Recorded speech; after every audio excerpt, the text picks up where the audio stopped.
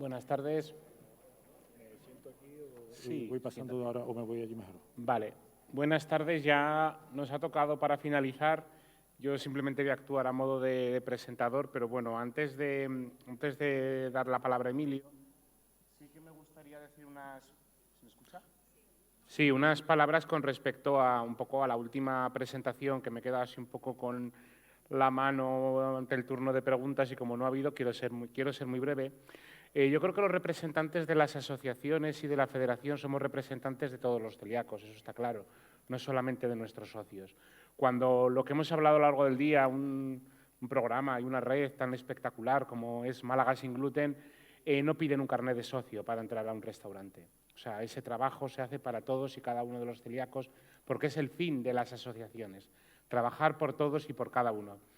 Ojalá pudiésemos comunicar de la manera que todos deseamos, pero tenemos una limitación presupuestaria y una limitación personal terrible. Yo no sé en otras asociaciones lo que tienen o lo que dejan de tener, pero yo hablo por mi asociación, que es La Rioja. Tenemos media trabajadora y muchos voluntarios. Hablo de media porque está a media jornada, no es que la tengamos partida, ni mucho menos. Y simplemente quería puntualizar. Pero bueno, ahora voy a dar la palabra a Emilio Naranjo para hablar del celíaco de ayer y hoy. Hemos pronunciado muchas veces y hemos hablado a lo largo del día todo lo que se ha caminado, lo que queda por caminar.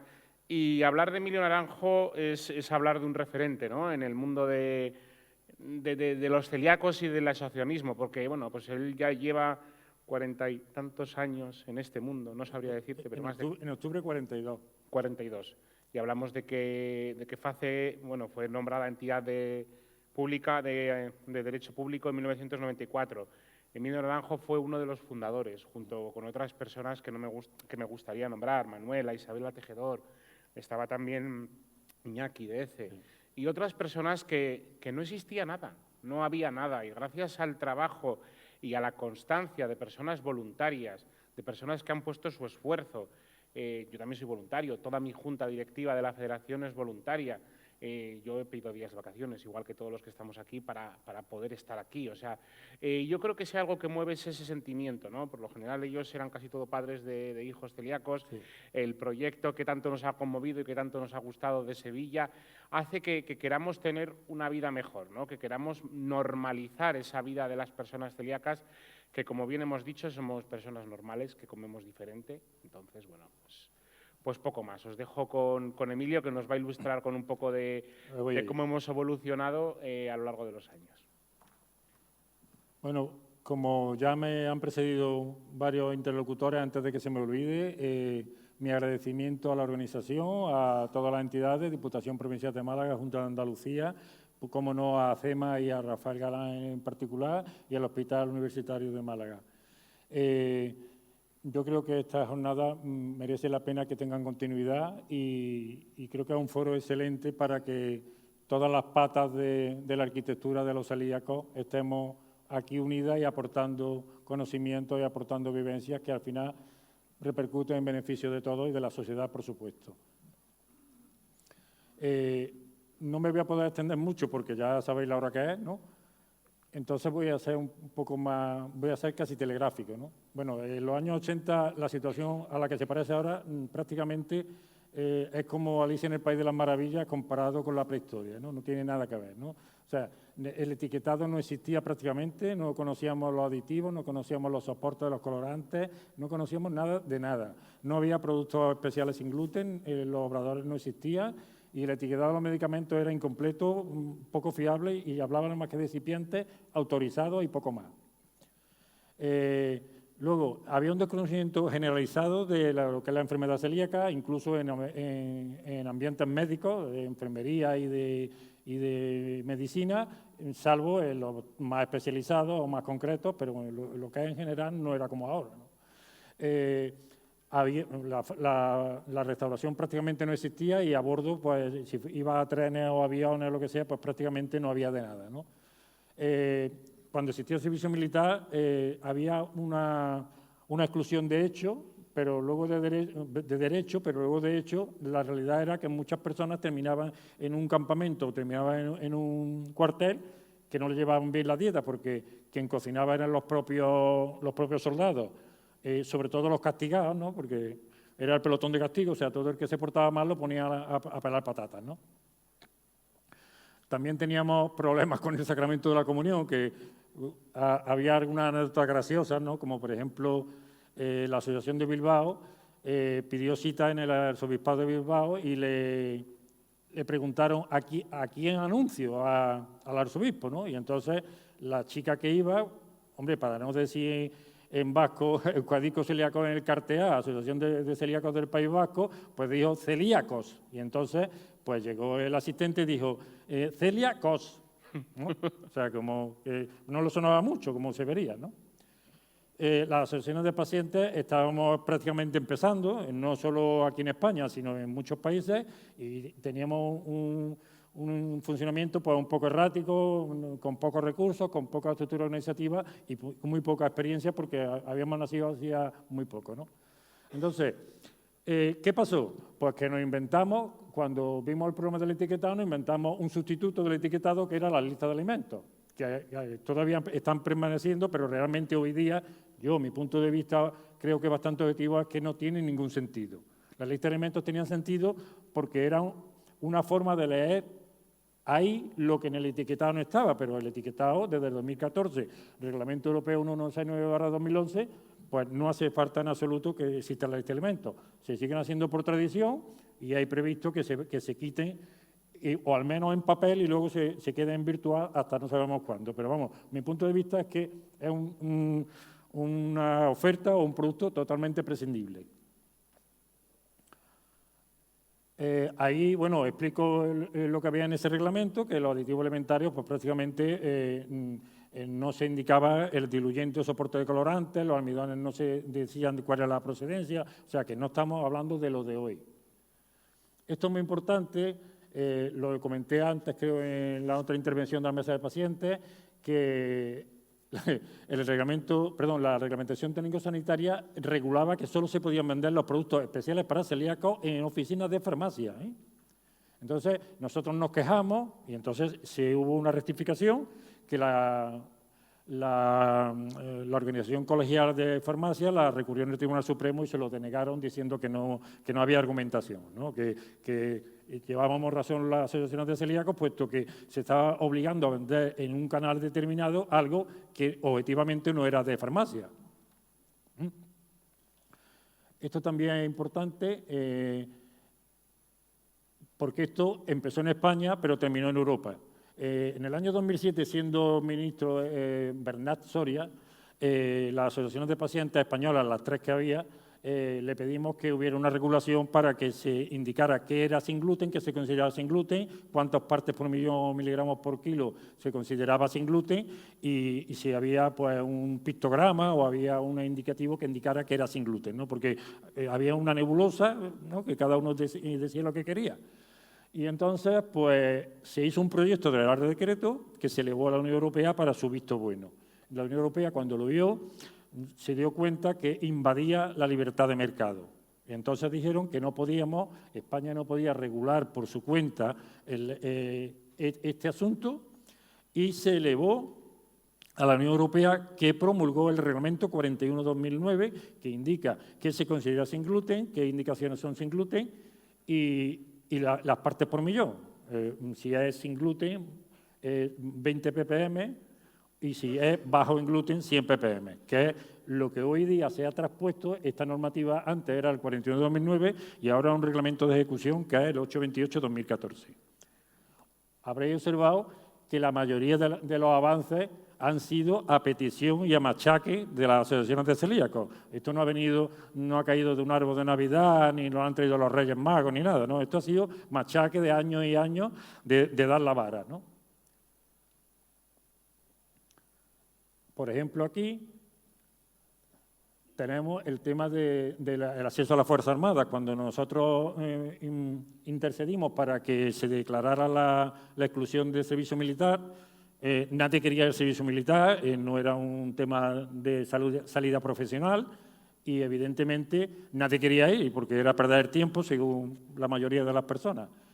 Nos encontramos que aunque una cosa que conseguimos que se implantara en el cuadro médico de exclusiones, que dijera que la enfermedad celíaca consta en el artículo tal de la tabla tal, pues da la vuelta a la tortilla, tenemos un ejército profesional y ahora los celíacos quieren tener una salida profesional.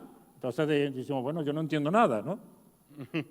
Y bueno, pues nada, volveremos otra vez a la andada. Nos pusimos de acuerdo con varias asociaciones de pacientes y de VIH, de diabéticos, y le hicimos una propuesta al Ministerio de Defensa diciendo que en otros países, por legislación comparada, Israel, Estados Unidos, Reino Unido, no me acuerdo qué países más eran, admitía a celíacos en la Fuerza Armada sin ningún problema.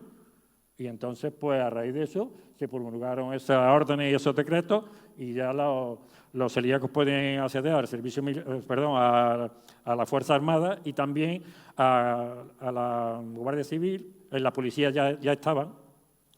Y bueno, y sitios que son, vamos, marinería, aviación, demás, ¿no? Esto es otra cosa que parecía una tontería, pero no lo era, ¿no? Porque aquí era una cosa curiosa. Había muy pocas especialidades farmacéuticas con gluten, pero había, por ejemplo, jarabes y había también algunos comprimidos. Bueno, pues conseguimos que se cambiara la normativa que regulaba esto, hablando con la Dirección General de Farmacia y Medicamentos, que ahora es la AEMS, ¿no? Y conseguimos que se incluyese como excipiente de declaración obligatoria el gluten y sus derivados o posibles, almidones, gluten, harina, etcétera. Y entonces, pues, entró primero aquella normativa que está en rojo y luego ya en la circular esta de 2018 que dice abajo. Esto, ¿qué influyó en la enfermedad celíaca y en la dieta sin gluten en Internet? Pues bueno, esto es obvio, ¿no? No hace falta ni comentarlo, ¿no? Que desde que empezó el uso generalizado de Internet, pues esto ha pegado un disparo y aquí en cualquier sitio se puede encontrar información, buena y mala, eso sí es cierto. Y el reglamento de la comunión, después de mucho pelearnos con la Santa Sede, que la Santa no cedía ni a tiro, era un lío, pues conseguimos que al menos nos admitiera primero la comunión bajo la especie del vino, la sangre, lo que se llama el sanguis, y luego también conseguimos que las formas bajas en gluten, no sin gluten, pero al menos bajas en gluten, se admitieran para la comunión, ¿no? Y entonces, bueno, así estamos y parece ser que esto se está cumpliendo, ¿no? Le escribimos en aquel tiempo el que nos dijo que no, vamos, prácticamente a esto, era el que fue Benedicto XVI, el cardenal Joseph Ratzinger, que era el prefecto para la Sagrada Congregación de la Doctrina de la Fe, que es el dicasterio, que es como ministerio, para entendernos, de la Santa Sede, que era el que llevaba estos temas, ¿no? Conclusiones. Bueno, ya habéis visto en las mesas de ponencias que todo esto ha cambiado como de la noche al día, que muchas de las situaciones que se han regularizado o normalizado, si no hubiéramos estado, si se me permite la expresión, las moscas cojoneras de las asociaciones dando la lata durante un montón de años, pues probablemente muchas cosas no se hubieran conseguido, ¿no? Y otras se han conseguido por la dinámica de la mejora, de la modernización, la tecnología y tal, ¿no? Pero, por supuesto, es muy importante que se tenga en cuenta que se necesita unos interlocutores que son las asociaciones de pacientes. El día que no exista, no habrá interlocutores con quien hablar. Y esto es muy peligroso porque estamos observando una tendencia de que cada vez los celíacos son más autosuficientes, se busca la vida por su cuenta, no se asocia, y entonces llegará un momento que nos quedaremos y digamos, seremos anecdóticos y llegará un momento que no tendremos peso ninguno. Y tú cuando vas a hablar con un político y no tienes peso ninguno, te dicen, anda ya, hombre, vete ya por ahí, a mí no, tú no representas a nadie. Y eso es peligrosísimo porque es que ni te escuchan. No es que ellos no te oigan, es que no te escuchan.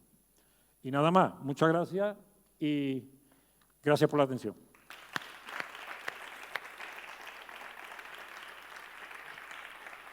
Hasta luego. Preguntas no hay, ¿no? Digo, es que me han dicho que fuera tan rápido que por poco digo apague y vámonos. ¿Hay alguna pregunta, alguna curiosidad? No, yo creo que la labor de las asociaciones está más que clara y todos son Sí, pero yo creo que no está tan clara. Está clara para los que la tenemos clara. Claro. Pero para el que lo tiene oscuro no está claro. Claro, pero es lo que hemos comentado, que la facilidad que tiene un celíaco hoy en día cuando le diagnostican de poder ir a un lineal, coger la mano, coger un producto, saber ir a un restaurante garantizado y demás, pues cuando ha comentado antes el compañero periodista que en su momento las asociaciones no brindaron el apoyo a aquella aplicación, pues porque no se sabía lo que había detrás y todos sabemos que tiene que haber una seguridad. Si esos establecimientos estaban asegurados y controlados, ¿cómo no van a querer una asociación o una federación apoyarlo? Sería de locos no quererlo. Lo que no podemos es ir a comer al primer sitio donde nos dicen es sin gluten. No, para eso estamos, para formar, para tal. Para eso el compromiso de las, como en este caso, en el Ayuntamiento de Málaga, de la Diputación, de otras entidades que le dan más fuerza al proyecto. Por eso tenemos que seguir siendo moscas cojoneras. Voy a comentar solo una anécdota ya para cerrar, que es graciosa, por lo menos a mí me hizo gracia. En una de las cosas, yo era en aquel tiempo el responsable de hacer gestiones a nivel nacional, de las 3 asociaciones, ¿no? Todavía no había FACE, ni era la federación, ni nada, ¿no? Entonces, diseñé una estrategia de dar la lata, que era escribir desde la jefatura del Estado, desde el rey para abajo, hasta los gobiernos civiles, ¿no?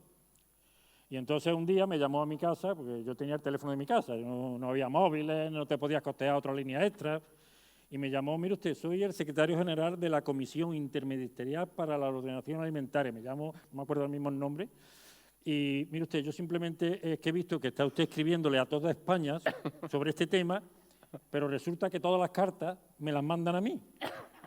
Y yo lo único que le digo es que le juro por mi honor que yo voy a hacer todo lo posible con esto, pero por favor no escriba usted más sitios. Así que las criaturas han sufrido un poquito. Gracias. Bueno, hasta luego.